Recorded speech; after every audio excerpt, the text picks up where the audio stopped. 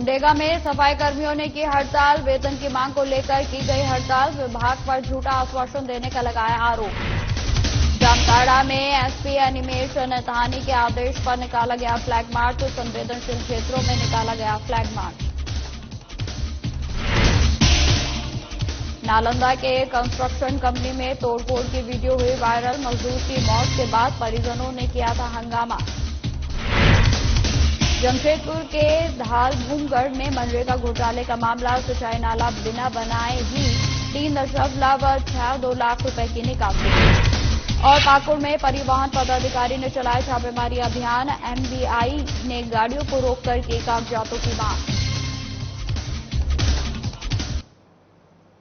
नमस्कार, स्वागत है आप सभी का बिहार और झारखंड की खबरों में। मैं आपके साथ निकिता कश्यप। बुलेटिन की शुरुआत करते हैं। राष्ट्रीय जनता दल दिव्यांग प्रकोष्ठ के द्वारा दिव्यांग जनसंवाद कार्यक्रम का आयोजन किया गया और जिसका उद्घाटन राष्ट्रीय जनता दल के राष्ट्रीय उपाध्यक्ष उदय नारायण चौधरी और दिव्यांग प्रकोष्ठ के प्रदेश अध्यक्ष प्रवीण कुमार मिश्रा ने किया। वहीं इस दौरान आरजेडी के नेता उदय नारायण चौधरी ने कहा कि इंडिया गठबंधन काफी सशक्त है।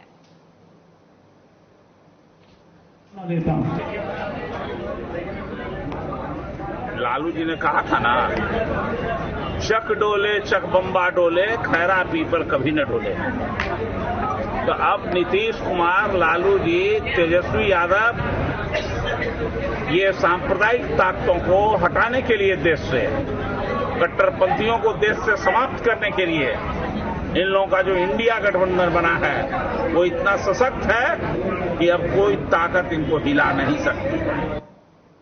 नालंदा जिलाधिकारी शशांक शुभांकर ने रहुई प्रखंड के अंबा पंचायत स्थित प्राथमिक स्वास्थ्य केंद्र एवं महादलित टोला स्थित नवनिर्मित सामुदायिक भवन का निरीक्षण किया और इसी दौरान उन्होंने पीएससी में कुव्यवस्था को देख ड्यूटी पर तैनात चिकित्सक प्रभारी को फटकार भी लगाई। वहीं आपको बताते चले कि जिलाधिकारी शशांक शुभांकर ने प्रतिदिन स्वास्थ्य केंद्र में चिकित्सकों को मौजूद रहने के निर्देश देते हुए अस्पताल में मौजूद सुविधाओं को मरीज तक पहुंचाने का भी निर्देश दिया। वहीं महादलित टोला में नवनिर्मित सामुदायिक भवन सह वर्ग शेड के निरीक्षण के क्रम में उन्होंने भवन निर्माण की गुणवत्ता पर अप्रसन्नता व्यक्त की और इसकी जांच भवन प्रमंडल के अभियंता से कराने के निर्देश दिए गए।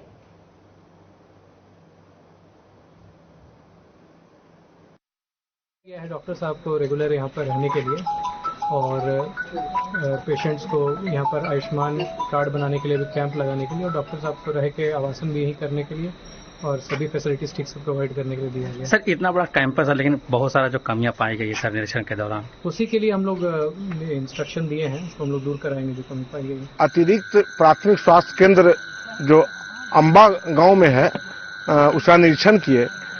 डॉक्टर जो यहाँ एक डॉक्टर हैं जिनका 6 दिन ड्यूटी है लेकिन 3 दिन रहते हैं, उन्हें सख्त निर्देश दिया गया सुचारू रूप से ड्यूटी करने के लिए और रख रखाव पर दिशा निर्देश दिए हैं। जो भी त्रुटि पाया गया उसे मरम्मत करने का निर्देश दिए हैं कि इसे मरम्मत कराया जाए और सुचारू रूप से अस्पताल चले।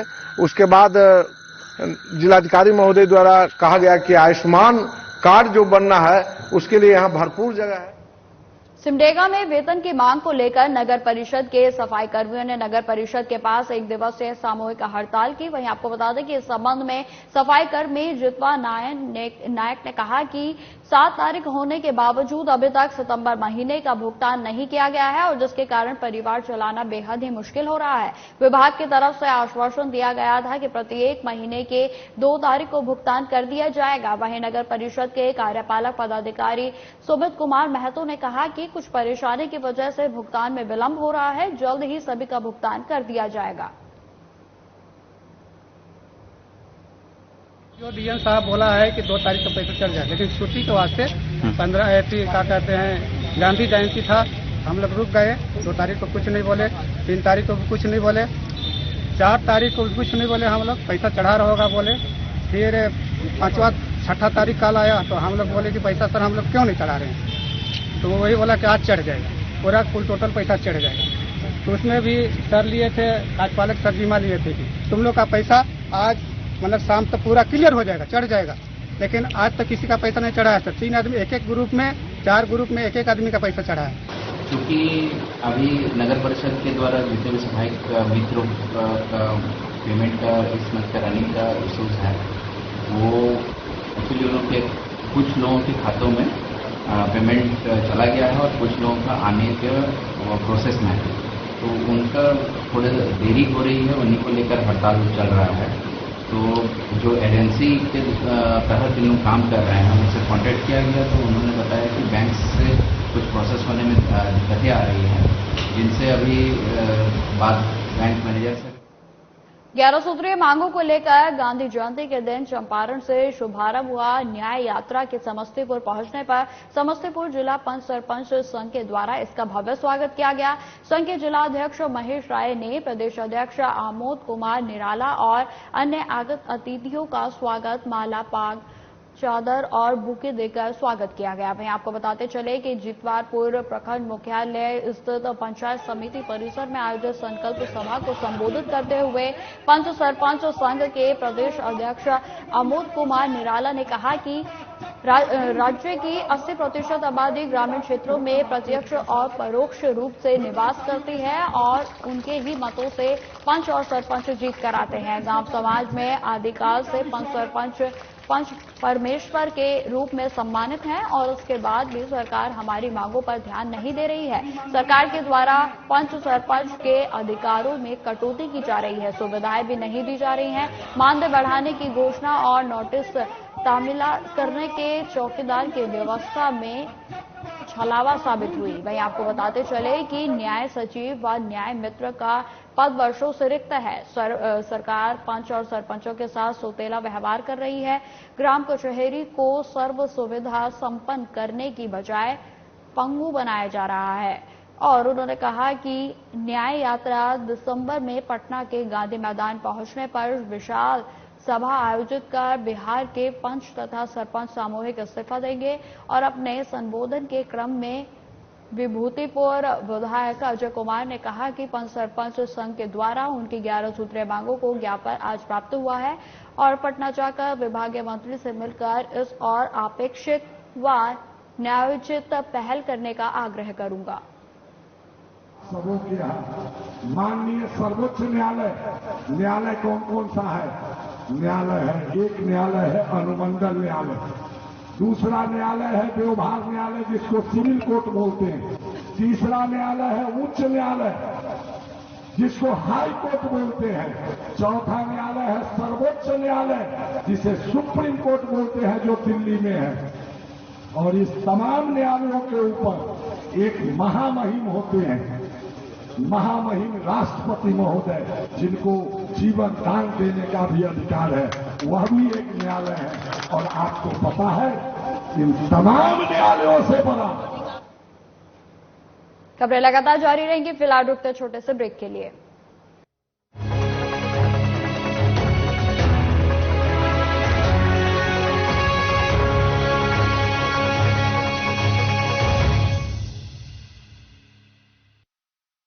झारखंड में हो रही लगातार नियुक्ति में एक कड़ी और जुड़ गई। झारखंड नगरपालिका सेवा के सहायक अभियंता तथा लिपिकीय सेवा संवर्ग के निम्न वर्गीय लिपिक के पद पर चयनित अभ्यर्थियों को मुख्यमंत्री श्री हेमंत सोरेन ने नियुक्ति पत्र सौंपा। नवनियुक्त पदाधिकारीगण, आप सभी का मैं आज के शुभ अवसर पर हार्दिक अभिनंदन करते हुए अपनी ओर से जोहार करता हूं, ढेर सारी शुभकामनाएं देता हूं। जोहार, नमस्कार, मेरा नाम कमलेश कुमार सोरेन है। मैं झारखंड का मूल निवासी हूँ। मेरा सिलेक्शन असिस्टेंट इंजीनियर पोस्ट के अंतर्गत हुआ है। आज मुख्यमंत्री महोदय द्वारा नियुक्ति पत्र मुझे प्रदान किया गया। माननीय मुख्यमंत्री जी को तहे दिल से धन्यवाद देना चाहता हूँ। इन्होंने हम लोग के गरीब लोग के सपनों का साकार करने का काम किया है। आपकी जो जिम्मेदारी है उसको आप बखूबी से निभाएं, आप जनता का सेवा करें, आपकी जिम्मेवारी सरकार के पास है। धन्यवाद। जय हिंद।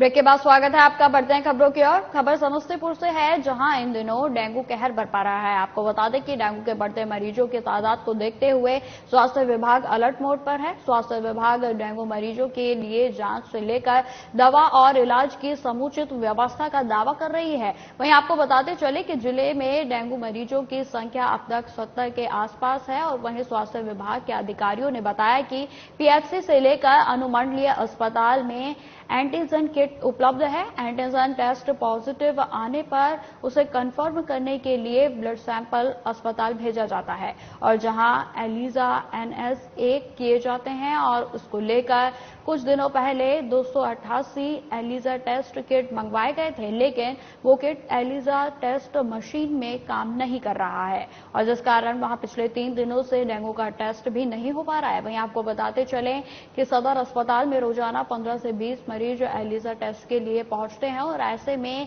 अब मरीजों को परेशानी का सामना करना पड़ रहा है। डेंगू से निपटने के लिए लोगों से अपने आसपास सफाई रखने की अपील भी की जा रही है।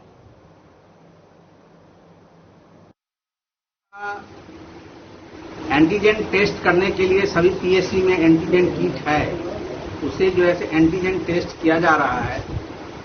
एंटीजन टेस्ट के बाद कंफर्म करने के लिए उनका ब्लड जो है ना, वहाँ से हम लोग मंगवाते हैं सदर हॉस्पिटल में और सदर हॉस्पिटल में एलिजा NS1 टेस्ट किया जाता है। तो अभी हम लोग जो है 2-3 दिन पहले 288 एलिजा NS किट मंगवाए, जो एलिजा मशीन में सेट नहीं कर रहा है। तो जो यहाँ का लैब टेक्नीशियन का कहना है कि BMSI से इंजीनियर बुलवा के इसमें कोडिंग जो है सेट कराना पड़ेगा, तभी ये किट काम करेगा। सदर अस्पताल पैथोलॉजिस्ट है, हम बताना चाह रहे हैं कि इसमें जो पहले हो रहा था प्रत्येक दिन 10 से 15 टेस्ट आते हैं। प्राइवेट लैब का भी, सदर का भी टेस्ट जो NS1 कार्ड से जो पॉजिटिव आते हैं वही जो है उसी का यहाँ पे एलिजा टेस्ट लगता है।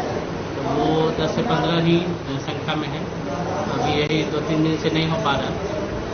इसके लिए CS महोदय को लिखा गया, CS को भी हमने सूचित कर दिया, CS सर को भी।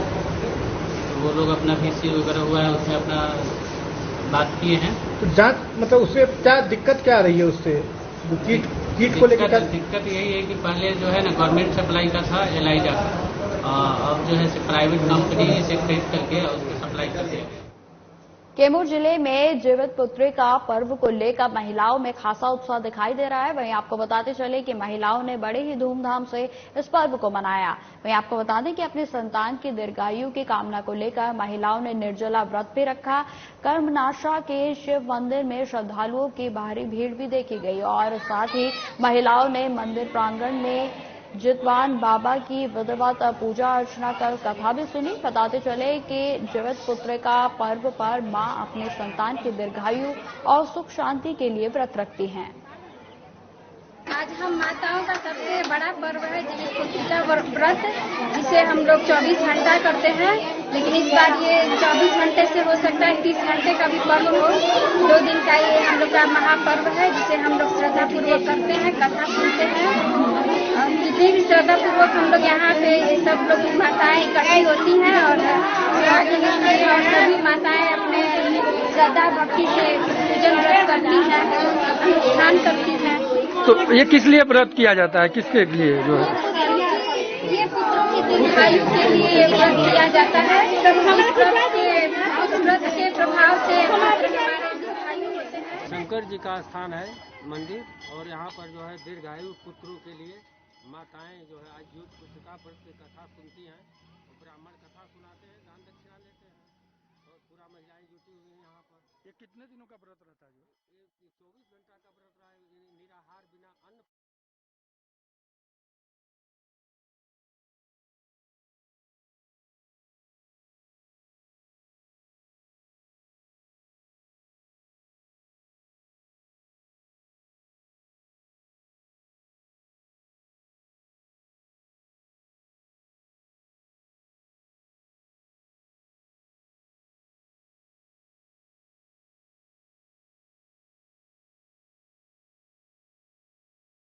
लगातार नियुक्ति में एक कड़ी और जुड़ गई। झारखंड नगर पालिका सेवा के सहायक अभियंता तथा लिपिकीय सेवा संवर्ग के निम्न वर्गीय लिपिक के पद पर चयनित अभ्यर्थियों को मुख्यमंत्री श्री हेमंत सोरेन ने नियुक्ति पत्र सौंपा। नवनियुक्त पदाधिकारीगण, आप सभी का मैं आज के शुभ अवसर पर हार्दिक अभिनंदन करते हुए अपनी ओर से जोहार करता हूं, ढेर सारी शुभकामनाएं देता हूं। जोहार, नमस्कार। मेरा नाम कमलेश कुमार सोरेन है। मैं झारखंड का मूल निवासी हूँ। मेरा सिलेक्शन असिस्टेंट इंजीनियर पोस्ट के अंतर्गत हुआ है। आज मुख्यमंत्री महोदय द्वारा नियुक्ति पत्र मुझे प्रदान किया गया। माननीय मुख्यमंत्री जी को तहे दिल से धन्यवाद देना चाहता हूँ। इन्होंने हम लोग के गरीब लोग के सपनों का साकार करने का काम किया है। आपकी जो जिम्मेदारी है उसको आप बखूबी से निभाएं। आप जनता का सेवा करें। आपकी जिम्मेवारी सरकार के पास है। धन्यवाद। जय हिंद।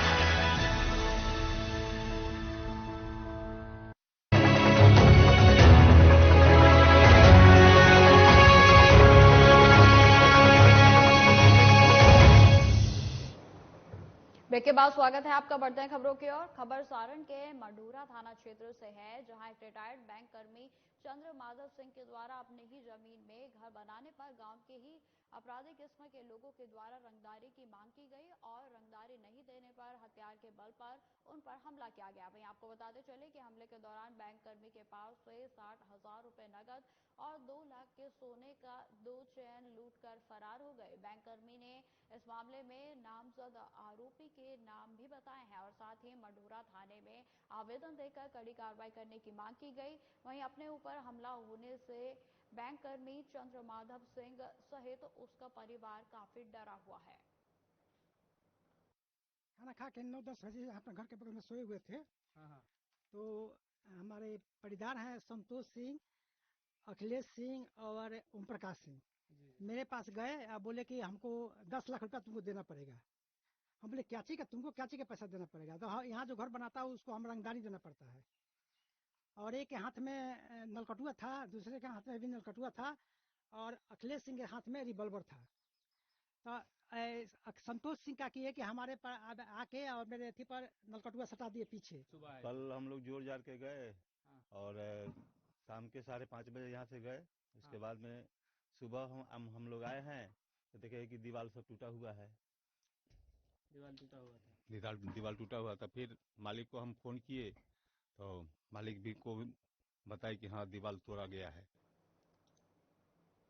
समस्तीपुर जिले के मोहनपुर ओपी के तत्कालीन थानाध्यक्ष नंद किशोर यादव हत्याकांड में जिला एसआईटी की टीम ने चिन्हित एक और अपराधी को गिरफ्तार कर लिया है।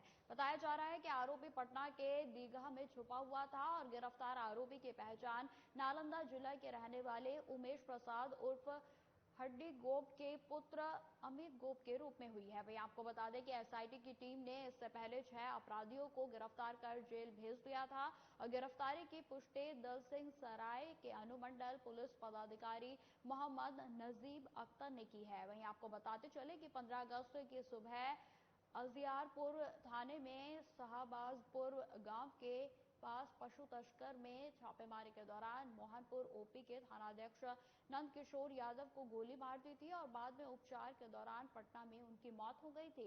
और इस मामले में उजियारपुर में थाने की प्राथमिकी दर्ज की गई थी और ये लोग चोरी किए गए पशु को 2 तरह से खपाते थे। वहीं आपको बताते चले कि जो पशु दुधारू नहीं होते थे उसे कसाई बाजार के लिए भेज दिया जाता था और वहीं जो पशु दुधारू होते थे उसे विभिन्न एजेंटों के माध्यम से बेचने का काम करते थे। बताते चले कि गिरोह के सदस्य अलग अलग तरीके से इस काम को अंजाम देते थे। की रात्रि में तत्कालीन मोहनपुर ओपी प्रभारी स्वर्गीय नंद किशोर जी अपराधियों की मुठभेड़ में वीरगति को प्राप्त हो गए। उसके बाद गंभीरता को देखते हुए उद्भेदन के लिए त्वरित गिरफ्तारी के लिए पुलिस अधीक्षक महोदय समस्तीपुर के ने एसआईटी टीम की गठन की थी। ये एसआईटी टीम संयुक्त रूप से पटोरी थानाध्यक्ष और उजियारपुर थानाध्यक्ष की संयुक्त रूप से लगातार छापेमारी कर रही थी। इसी क्रम में पटना के दीघा से नालंदा केराय परसोराय के रहने वाले अमित प्रसाद उर्फ अमित गोप की गिरफ्तारी की गई है। इनके साथ एक मोबाइल भी जब्त किया गया है और उसके बाद इससे पहले भी जैसा कि पता है कि 6 अपराधियों की गिरफ्तारी इसी क्रम में की जा चुकी है। सीतामढ़ी जिले के परिहार प्रखंड के मानिकपुर मुशहर निया पंचायत के एक गांव में 14 वर्ष की एक नाबालिग बालिका का बाल विवाह जबरन करा दिया गया था और बच्चे की शादी मनपुर पंचायत के एक कम उम्र के लड़के से कराई गई थी और जिसकी सूचना बचपन बचाओ आंदोलन को मिली। बचपन बचाओ आंदोलन के लोगों ने इस बात की जानकारी सीतामढ़ी जिला प्रशासन को दी और उसके बाद मौके पर पहुंची प्रशासन की टीम ने नाबालिग लड़के के घर से लड़की को महिला अधिकारी के माध्यम से सफलतापूर्वक मुक्त करवाया। वहीं आपको बताते चले कि मामले में एसडीओ सह बाल विवाह निषेध अधिकारी ने नाबालिग की शादी करवाने वालों के विरुद्ध कानूनी कार्रवाई करने के निर्देश दिए। खबरें लगातार बनी रहेंगी, फिलहाल रुकते छोटे से ब्रेक के लिए।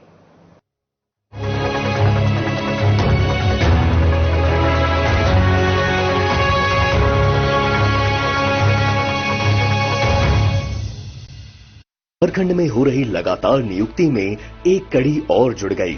झारखंड नगर पालिका सेवा के सहायक अभियंता तथा लिपिकीय सेवा संवर्ग के निम्न वर्गीय लिपिक के पद पर चयनित अभ्यर्थियों को मुख्यमंत्री श्री हेमंत सोरेन ने नियुक्ति पत्र सौंपा।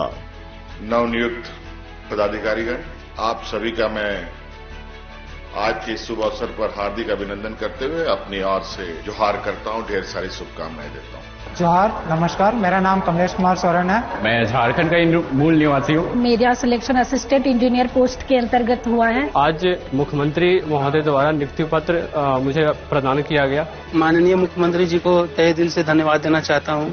इन्होंने हम लोग के गरीब लोग के सपनों का साकार करने का काम किया है। आपकी जो जिम्मेदारी है उसको आप बखूबी से निभाएं। आप जनता का सेवा करें। आपकी जिम्मेवारी सरकार के पास है। धन्यवाद। जय हिंद।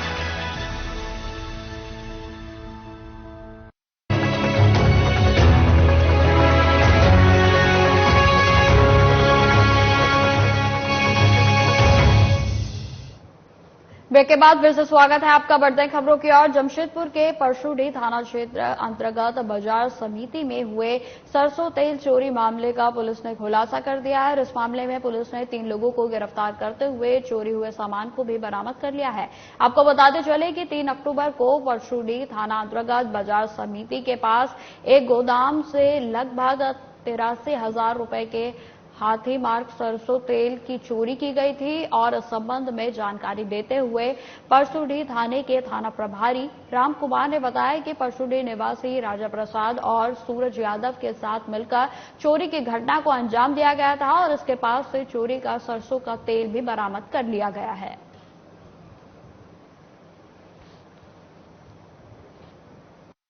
समिति में एक दुकान को गोदाम को तोड़ करके अज्ञात चोरों के द्वारा 83,000 मूल्य का हाथी ब्रांड सरसों तेल की चोरी कर लिया गया था। 45 घंटे के अंदर हम लोगों ने कांड का उद्भेदन करके सभी चोरी किए गए सरसों तेल को बरामद कर लिया गया था।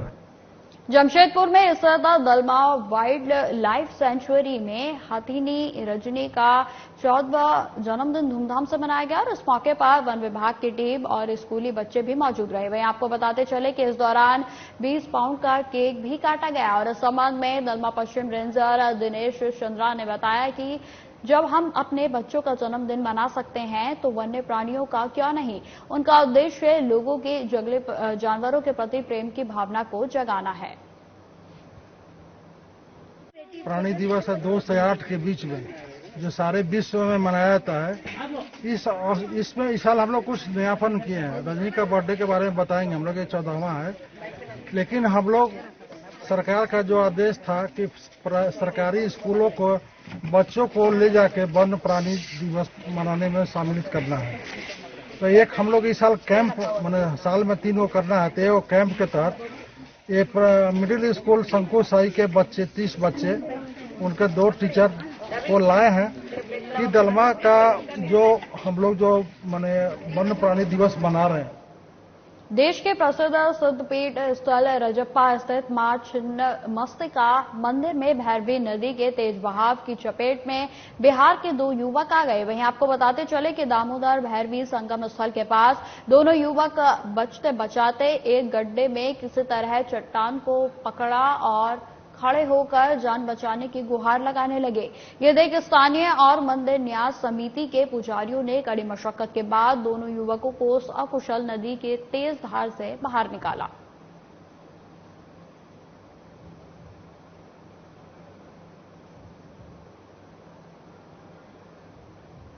तो आपको बताते चले कि 2 युवकों को पुजारियों और वहां पर स्थानीय निवासियों की वजह से जो है बचा लिया गया है। आपको बताते चले कि नदी का तेज बहाव था और जिसके कारण दोनों युवक जो है नदी के बहाव में बहते चले जा रहे थे और जिसके बाद आपको बता दें कि जैसे तैसे उन युवकों को तेज बहाव से बाहर निकाला गया। अब खबर जामताड़ा से है, जहां एसपी अनिमेश नेथानी के आदेश अनुसार जामताड़ा के संवेदनशील क्षेत्रों में फ्लैग मार्च निकाला गया और इस दौरान आम लोगों को बताया गया कि हम आपकी सुरक्षा के लिए सदैव तत्पर हैं। आप कभी भी किसी के बहकावे में न आए और न ही किसी भी प्रकार के अफवाहों पर ध्यान दें। साथ ही समाज में आपसी सौहार्द बनाए रखें। और साथ ही यह flag march rapid action force के सहायक कमांडेंट मुकेश कुमार के नेतृत्व में सभी संवेदनशील और अति संवेदनशील इलाकों में निकाला गया। हमारा उद्देश्य है कि शहर का हर आम व्यक्ति अपने आप को सुरक्षित महसूस करे। तो फिलहाल इस बुलेटिन में इतना ही। खबरों की और भी जानकारी के लिए बने रहें हमारे साथ। नमस्कार।